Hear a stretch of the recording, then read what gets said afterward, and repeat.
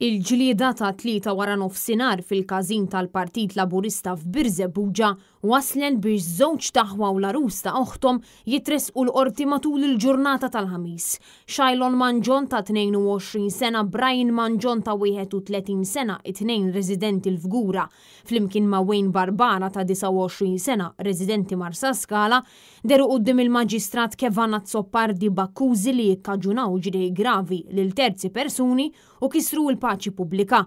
L-Ispettur Dorjet Kuxkiri fix-xhieda tagħha spjegat li fit-19 ta' Marzu l-Pulizija daħlilhom rapport li kien qed iseħħ argument fil-każin tal-Partit Laburista f'Biżebbuġa, ġlieda li intemmet sakemm waslu l-uffiċjali fil-post. Madankollu wara numru ta' sigħat il-Pulizija rċivit rapport ieħor dwar l-istess ġlieda illi kienet tinvolvi l-aħwa Manjon u l-Barbara flimkien ma' missier l-aħwa Manjon illi kellu bżonn kura immedjata għal ġrieħi gravi li ġarrab waqt l-argument.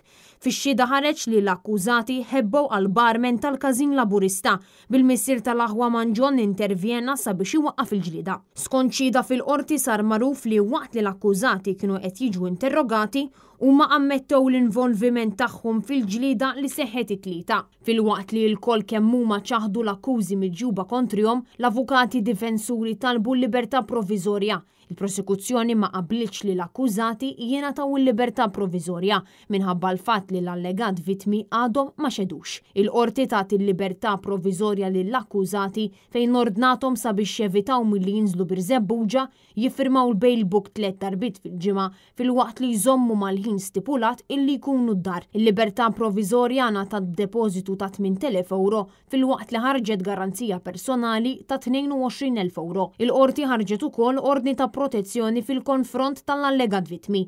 L-avukat Darling Grima deri tal-Uffiċċju tal-Avukat Ġenerali filwaqt li l-avukati Franco De Bono u Adriana Zammit deru għall-akkużati.